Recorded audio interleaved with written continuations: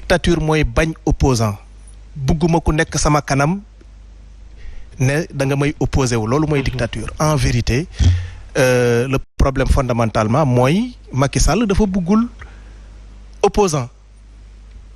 ba mu fi nekkee 2012 ba léegi taxawaayam yépp mooy koo xam ne taxaw nga ci kanamam ne da nga koy opposé wu surtout ngay ku am maanaa ku am signification ci bëtu sénégalais yi mais mu jéem laa faagaagal tàmbaliwu ko ci Bougane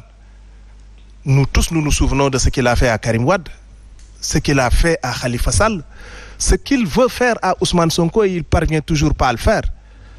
et Bougane et l'autre opposant bi nga xam ne moom moo des pour mu attaquer ko leen lii aussi dafay wane rek ne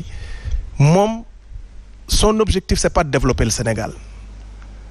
mais Zik FM Sen TV c'est pas Bougane c'est une entreprise qui crée de la richesse c'est une entreprise qui buy employer ay Sénégalais des pères de famille mais su fekkente ni yow dañu laa jiital ci réew jox la tous les moyens possibles jox la budget jox la administration ne la tu as à ta disposition 17 millions de Sénégalais ku la neex mën nga koo jël teg ko fu la neex mais yow sa xel nekkul ci lu dul naka ngay def pour perpétuer ce pouvoir loolu mooy état d'esprit wu Macky Sall Bougane Gueye na xam ne lii tàmbali rek la mujjantal bi nañ ko li ma gën a metti nag mooy au Sénégal quand même ça il faut que aussi me reprocher ko au Sénégalais lu dal nit rek ña ca des ne seen yoon newu ci daluma man sa du sama yoon newu ci dañuy tëj nit ñeneen ñi ne comme yegsi wuñu ci man sama yoon newu ci yéen journalistes yi attendez-vous à ce que ñu dal seen kaw Pape Alé Niang jàpp nañ ko ñu bari ak gis naa journalistes yu bari yoo xam ne vraiment je ne comprends vraiment pas leur position ña ngay taxaw di wax naan bon ñoom c'est pas leur combat parce que et cetera joxe ay explications yu alambiquées d'ailleurs ñi ngi tëj rajo tëj nañu fi Sen TV ak Walfadjri yeneen rajo yeeg télévision yi toog di xoole. muy manque de solidarité bi nga jàpp ne manque de solidarité yu ñuy gis. homme politique yi la même chose ñi ngi attaqué ay homme politique te début ba ca jamonoy Karim Wade ña ca des dañ doon wax naan seen yoon newu ci par kenn lay jël kenn par kenn faagaagal ñëpp sénégalais yi dañu war a yeewu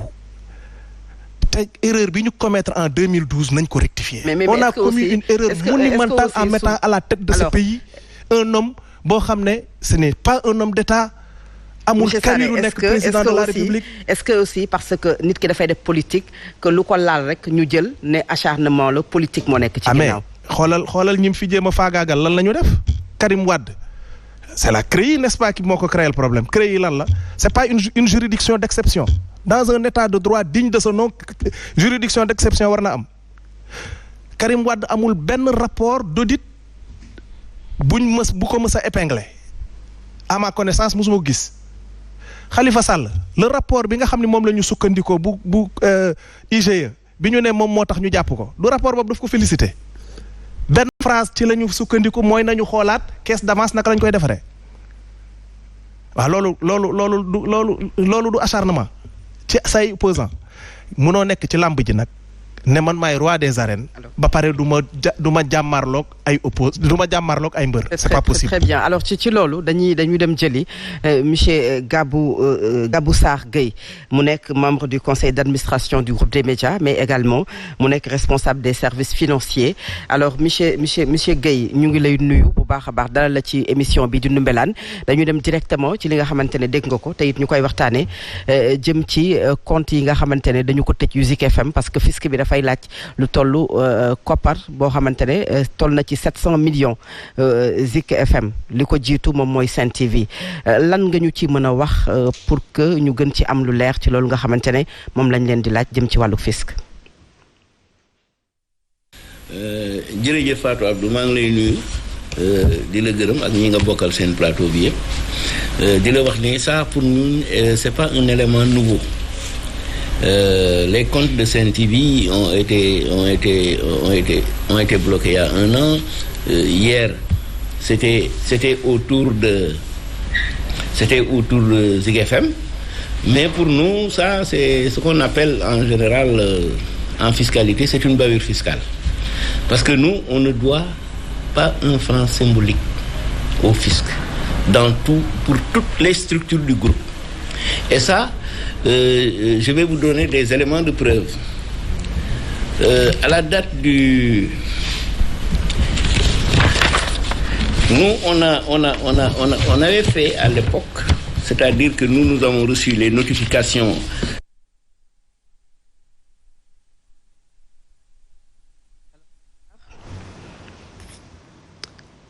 Monsieur Sarr ñu war ko am xam naa dinañu ko jëlaat en direct ci li nga xamante ne kon moom la ñuy waxtaanee jëm ci koppar gu ñu ne alors Zik ñu bàyyi ko waaw. Octobre 2021 pour toutes les structures, mais à la date du 10 septembre, nous avons saisi la direction des impôts et domaines par un courrier notifié par voie d'huissier, donc voilà la copie.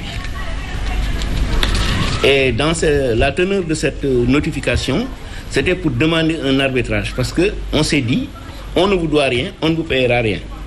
Quand tu invites la direction générale des impôts à un arbitrage, ça veut dire, soit tu payes, soit on va au tribunal. Pourquoi depuis cette date, c'est-à-dire depuis le 10 septembre 2021, ils ne sont pas allés au tribunal?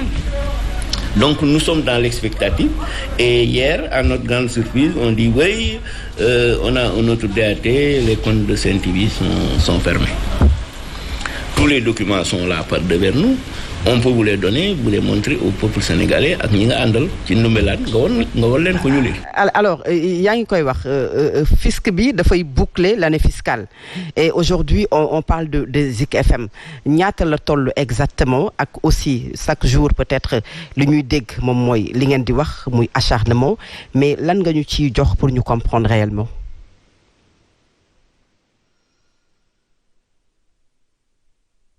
nee nañ 700 millions yoo xam ne c'est à la suite d'une taxation d'office alors que ñoom ñooñu tëj compte yi ñoo ne Zik FM c'est une moyenne entreprise donc son chiffre d'affaires n'excède pas 250 millions ñoom ñooñu jël logé ñu ci moyenne entreprise yi au niveau de Zik FM te pour ñu loger société ci moyenne entreprise chiffre d'affaires am warta excéder 250 millions nit ku am chiffre d'affaires inférieur à 250 millions naka nga koy taxer 700 millions chiffre d'affaires am mooy lépp li mu am li mu gagné yëpp soo ko boolee mënta weesu 250 millions nga di ko laaj. Donc monsieur Gueye bu ñu la déggee vous êtes en règle avec le fisc ci lu ñeel Zik FM ak Sen TV yëpp.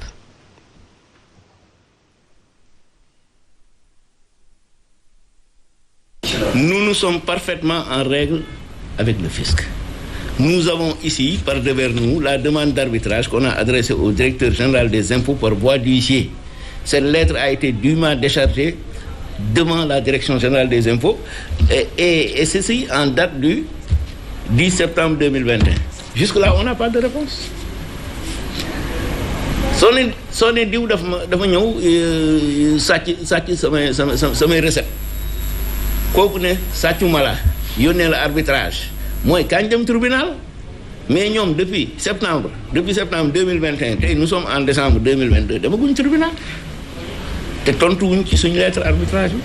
lettre arbitrage ñaar la da ngay tontu ne dama juum wala nga ne bon nañ dem tribunal parce que tu me dois benn ci ñaari voies yi defuñ ko ba tey ji te ils ne le feront jamais parce que ils savent que c'est une bavure fiscale ce mot est important. dégg ngeen fi ñoo ay bavure policière ak gendarme mais bii mooy bavure fiscale depuis 1960 c'est la première bavure fiscale bu administration fiscale au Sénégal def c'est une bavure fiscale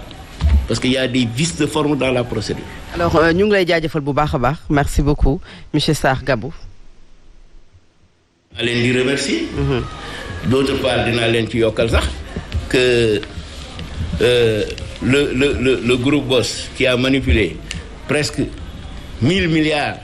pendant une année ñoom toujours ñoom waa impôt avec la même équipe ñooñu yónnee benn attestation de non redressement mu ngi nii moom tam mënoon naa la ko jox nga woon ko Sénégalais yi attestation baa ngi pour nga wonal leen ko ñoom ñoo ko jox signé par 4 inspecteurs xaw ma 5 inspecteurs kayit baa ngi nii mënoon ngeen leen ko won ñu gis attestation non redressement bi ne mu ngi nii parce que ñun inventé wuñu lii on n'est pas des faussaires te lii mooy vous êtes en règle avec nous. Merci.